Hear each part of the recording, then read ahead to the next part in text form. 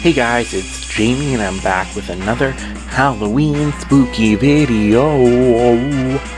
Um, I just the other night was hanging out with the Subjectivists. If you don't follow Subjectively, you definitely should. They do kind of play a big role on this channel, seeing as I do have my Subjectively Gets Famous Let's Play. But I was over with them, hanging out with them for a little Halloween party, and we put on Scooby-Doo and the Witch's Ghost, and I got the idea.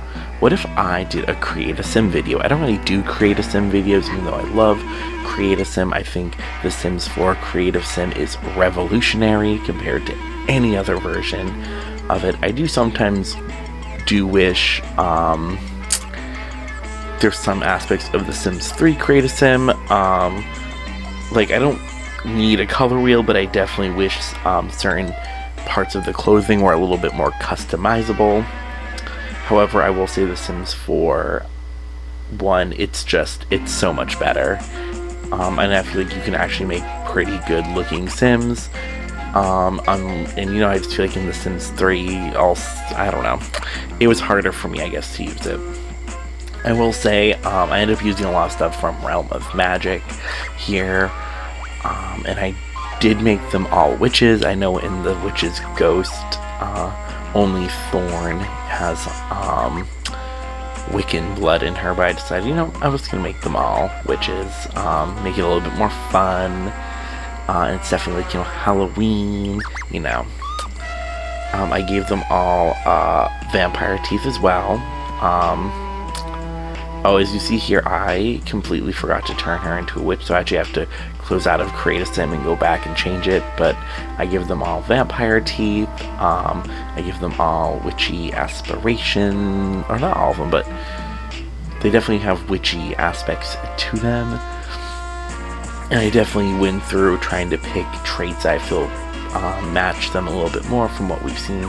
The Hex Girls from The Witch's Ghost and subsequent Scooby-Doo movies and media, they don't really have that defined of personalities. They're kind of more vague. For example, Thorn, she's the leader of the group, so she definitely is a little bit more fleshed out. She definitely seems kind of ambitious, maybe a little gloomy at times. The other two, you'll see their traits. I was really picking, it was a little harder for me, I think, to pick theirs. We have Luna, who I believe is coming up next. She's a more calm and collected, and then we got,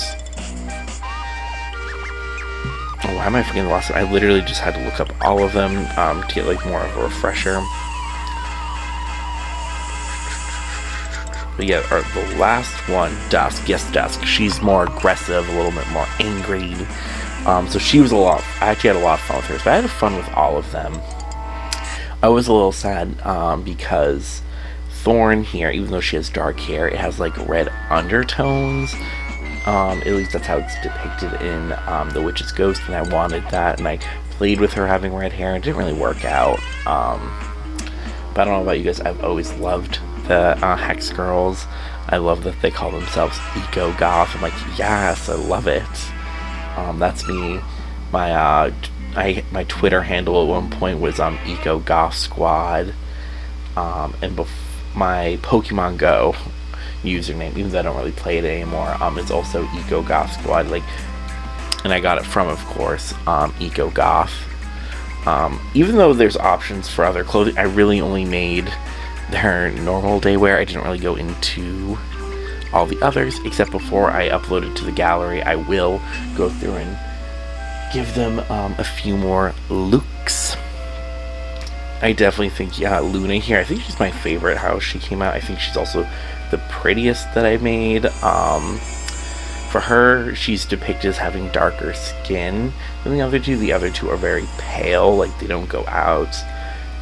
Luna, I think I definitely end up making her look a little bit more, ambiguously mixed race. Hopefully not like Ariana Grande, ambiguously mixed race, where it's definitely, you can tell it's a white girl pretending. are really trying to capitalize off of it. But I do think this sim is very cute. I also give her freckles. I don't know, I just think she came out super cute. And the hair I picked for her, I love. Not this one. This one, even though I'll switch to something else, but I'll end up going back to it. I definitely think Luna was the one in The Witch's Ghost who I think had like the least screen time. Really, out of all of them, it's really only Thorn who really gets any kind of character development in that movie. The other two Hex Girls are kind of just there to complete the trio. But I do love those 4 Scooby-Doo movies that came out in the 90s. If you don't know, they were kind of